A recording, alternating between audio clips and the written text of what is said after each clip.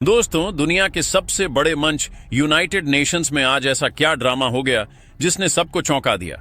आजकल संयुक्त राष्ट्र में दो लोगों की बातें सुर्खियां बन रही हैं। सोचिए जरा, यूनाइटेड नेशंस के मंच पर एक तरफ खड़े हैं तुर्की के प्रतिनिधि और दूसरी तरफ हमारे विदेश मंत्री एस जयशंकर।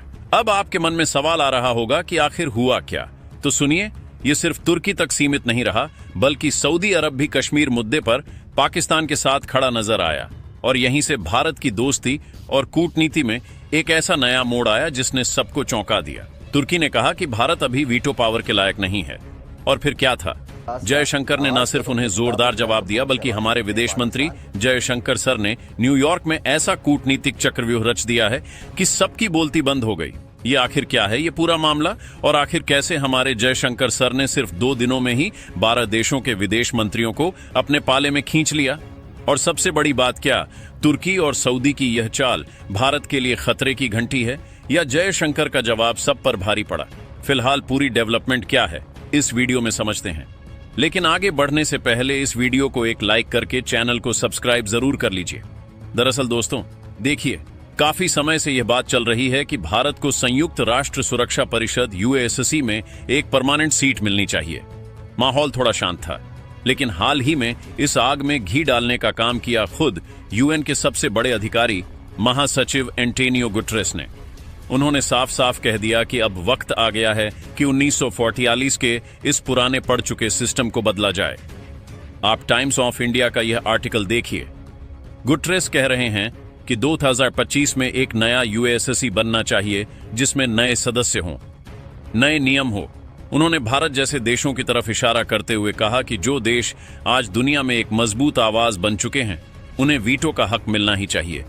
इससे यूएन पर लगने वाले एकतरफा फैसलों के आरोप भी खत्म होंगे। उनके प्रवक्ता ने भी यही बात दोहराई।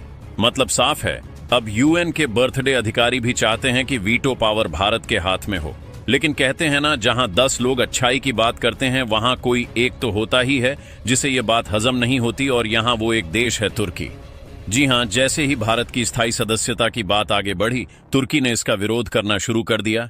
लेकिन सीधे सीधे नहीं, बल्कि एक सोची समझी चाल के तहत इनडायरेक्टली तुर्की के राष्ट्रपति अर्दवान ने भी यूएन में 80वें सत्र के दौरान अपने भाषण के दौरान एक बार फिर कश्मीर का मुद्दा उठाकर पाकिस्तान को खुश करने की कोशिश की। उन्होंने भारत को सलाह देते हुए कहा कि कश्मीर का मुद्दा यूएन के प्रस्तावों के हिसाब से सुलझाया जाना चाहिए। दिलचस्प बात यह है कि पिछले साल अर्दवान इस मुद्दे पर चुप थे, लेकिन इस बार उन्होंने फिर से भारत के खिलाफ जर उगला है। हुआ यह कि जब यूएन में भारत को सुरक्षा परिषद यूएनएससी में स्थायी सीट देने की बात चल रही थी, तो तुर्की के प्रतिनिधि अचानक खड़े हुए और भारत पर आरोपों की बौछार कर दी। उन्होंने 3 बड़ी बातें कहीं। पहला आरोप, भारत में अल्पसंख्यकों पर जुल्म हो रहा है।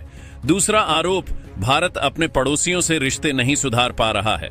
तीसरा आरोप, भारत अमेरिका और यूरोप के नियम नहीं मानता, जिससे दुनिया में तनाव फैलता है।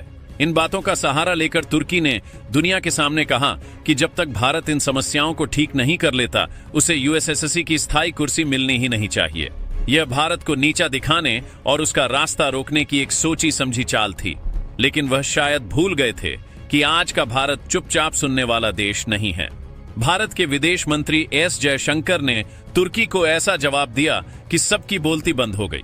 उन्होंने माइक थामा और तुर्की को उसी की भाषा में समझाना शुरू किया। पहला जवाब जयशंकर ने साफ कहा, जो देश खुद पाकिस्तानी आतंकवादियों को पनाह देता हो, उसे दूसरों को इंसानियत का पाठ पढ़ाने का कोई हक नहीं है। यह सीधा और सपाट जवाब था जिसने तुर्की के दोहरे चरित्र को बेनकाब कर दिया। दूसरा और सबसे घातक जवाब, इसके बाद जयशंकर ने तुर्की को वह आईना दिखाया जिसे वह शायद ही कभी देखना चाहता था। उन्होंने दुनिया को याद दिलाया कि तुर्की में महिलाओं के अधिकारों और सुरक्षा को लेकर गंभीर चुनौतियां रही हैं। उन्होंने साफ कहा, दूसरों पर उंगली उठाने से पहले तुर्की को अपने ही हालातों पर नजर डालनी चाहिए। बात यही नहीं रुकी। जयशंकर ने एक ऐसी तुलना कर दी जिससे पूरे हॉल में सन्नाटा पसर गया। उन्होंने कहा, इतिहास गवाह है कि तुर्की के द्वार में अर्मेनियाई, ग्रीक और दूसरे ईसाई समुदायों को बहुत कठिनाइयों का सामना करना पड़ा था। यह एक कूटनीतिक रणनीति थी जिसने तुर्की के सारे आरोपों की हवा निकाल दी। अंत में जयशंकर ने तुर्की के प्रतिनिधि को नसीहत देते हुए कहा कि आपका काम अपने देश के मुद्दे उठाना है, दूसरों पर कीचड़ उछालना नहीं। तो दोस्तों, यह है नए भारत की विदेश नीति। अब भारत रक्षा नहीं करता बल्कि सामने से वार करता है। जयशंकर के इस जवाब ने एक बार फिर साबित कर दिया कि भारत को अब कोई हल्के में लेने की गलती नहीं कर सकता। जयशंकर ने साफ किया कि एक यूएन अधिकारी का काम अपने देश की बात रखना है, किसी दूसरे देश पर झूठे आरोप लगाना नहीं। अब चलते हैं न्यूयॉर्क, जहां दुनिया भर के नेता जुटे हुए हैं। हमारे विदेश मंत्री एस जयशंकर वहां सिर्फ भाषण देने नहीं गए, बल्कि कूटनीति का एक ऐसा मैराथन दौड़ रहे हैं जिसे देखकर सब हैरान हैं। यूएनजीए शुरू होने से पहले ही जयशंकर सर ने सिर्फ शुरुआती 2 दिनों में 12 देशों के विदेश मंत्रियों के साथ 1-on-1 मीटिंग्स कर डाली हैं। इनमें अमेरिका, नीदरलैंड्स, सिंगापुर से लेकर श्रीलंका और मालदीव तक शामिल हैं। इतना ही नहीं, उन्होंने यूरोपियन यूनियन और ग्लोबल साउथ के 25 से ज्यादा देशों के साथ 2 बड़ी ग्रुप मीटिंग्स भी की हैं। और यह तो बस शुरुआत है।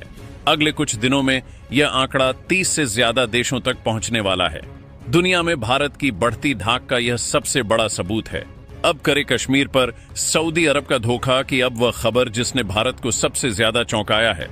पाकिस्तान अपनी पुरानी आदत से बाज नहीं आया और यूएन में फिर से कश्मीर का राग अलापा, लेकिन इस बार उसके साथ वो देश खड़ा था जिसे भारत अपना दोस्त मानता है, सऊदी अरब।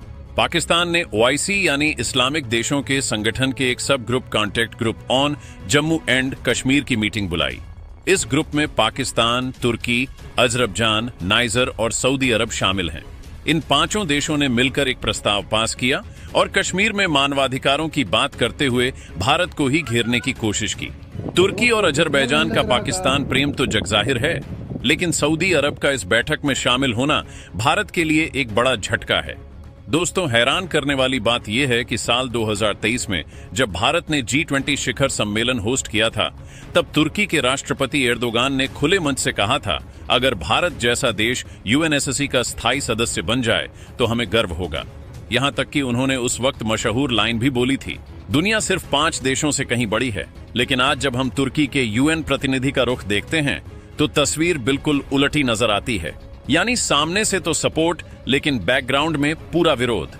दरअसल तुर्की यूनिटिंग फॉर कंसेंसस नाम के उस ग्रुप का हिस्सा है जो शुरू से ही भारत की यूएनएससी स्थायी सदस्यता के खिलाफ काम करता रहा है।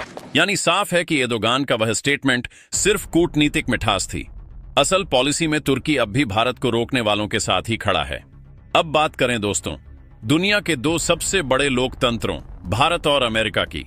हमारे कॉमर्स मिनिस्टर पीयूष गोयल इस समय अमेरिका में मोर्चा संभाले हुए हैं और ट्रेड डील पर जोरदार बातचीत चल रही है।